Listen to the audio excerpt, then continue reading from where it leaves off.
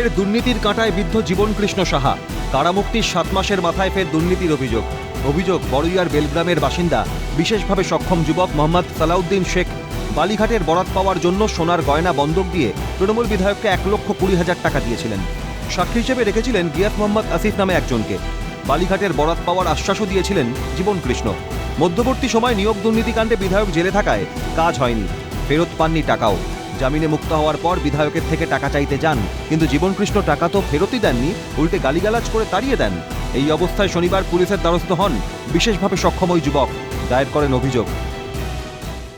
আমাকে কাজ করে দেওয়ার জন্যই তো টাকাটা নিয়েছিল, কিন্তু আমাকে কিছু কাজও করে দেয়নি, কিছু করেনি। আমাকে আবার ফোন করলে আমাকে বলেছেন যে আমি চিনি না বা আমি কিছু নিইনি, তাই বলে আমি বারবার ফোন করেছি, আমাকে কোনো রেসপন্স দেয়নি। আমি চাই যে আমার টাকাটা উদ্ধার হয়ে যায়। মানুষ যেটা রায় দেবে সেটাই, এমএলএ কিছু নয় তো, সে চোর, সে ডাকাত। অভিযোগ অস্বীকার করেছেন অভিযুক্ত তৃণমূল বিধায়ক জীবনকৃষ্ণ সাহা।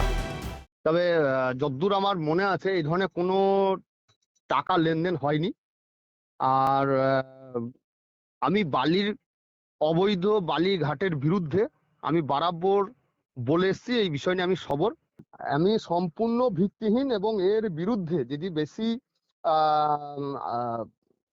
ওরা যদি বাড়াবাড়ি করতে চায়, আমি আইনে আমার যেটা আমি আমার দলের কর্তৃপক্ষকে জানাবো এবং আমার দল যেমন বলবে আমি সেই মতো আমি পদক্ষেপ নেব।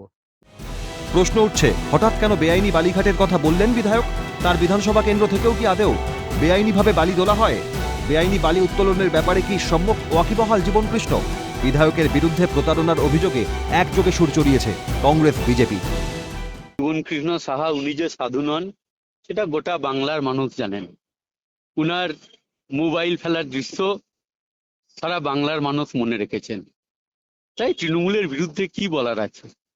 ওদের এখন একটাই বুলি, টাকা তোল, মমতার নামে বাজা ঢোল, পকেটে আছে পুলিশ মামা, সামনে নেবে গন্ডগোল।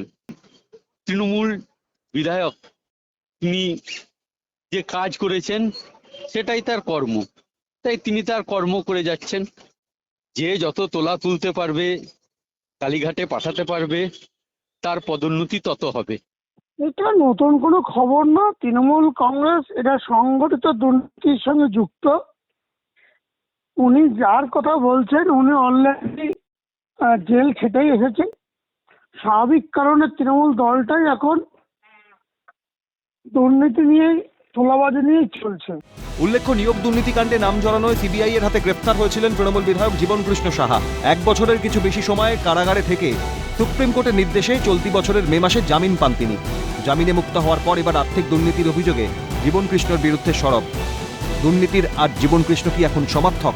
ভিক্টর বন্দ্যোপাধ্যায়ের রিপোর্ট, ক্যালকাটা নিউজ।